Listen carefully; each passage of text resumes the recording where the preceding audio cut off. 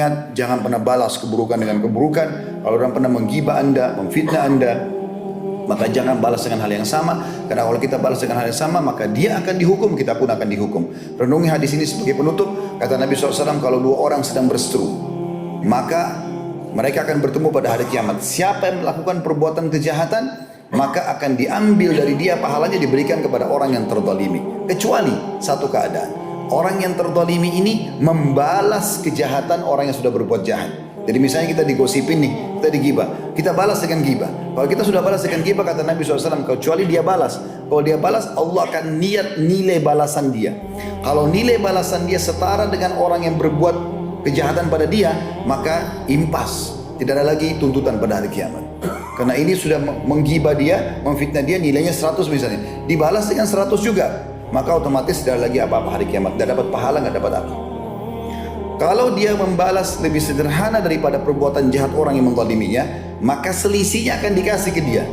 Misal kadar kejahatannya orang yang gosipin atau fitnah dia 100, dia cuma balas dengan 50, dia akan dapat selisih 50 itu. Tapi sebaliknya, kalau balasan dia melebihi dari kejahatan orang yang berbuat jahat sama dia, misal dia digosipin, balasannya dia membunuh lebih besar, maka pahala dia akan diberikan kepada orang yang menzaliminya. Allah Maha Adil, maka hati-hatilah. Allah pasti juga akan menguji kita, teman-teman. Renungi firman Allah Subhanahu wa taala dalam surah Al-Baqarah 155, A'udzubillahi minasyaitonirrajim, wa la nabluwannakum bisyai'in minal khaufi wal ju'i wa naqsin minal amwali wal anfusi wath thamarati wabashshiris sabirin. Kami pasti akan menguji kalian dengan sedikit rasa lapar, rasa takut, kekurangan hasil panen. Kata ulama tafsir, masuk semua maknanya ini. Apapun yang membuat kita khawatir, Allah akan uji. Bukan cuma Anda, kita semua akan diuji oleh Allah SWT.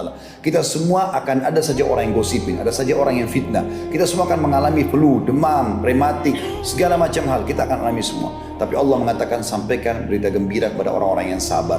Maka kita harus bersabar melalui itu. Dan ini kita tahu ada penilaiannya sendiri. Ada juga hadis yang mulia, saya teringat ini. Kata Nabi SAW, andai saja orang melihat orang-orang yang melihat pahala yang didapatkan dari orang yang dicoba di dunia, karena besarnya pahala hari kiamat, mereka berharap kembali ke dunia untuk digunting-gunting kulitnya, supaya mereka bersabar pada saat itu lalu mendapatkan pahala.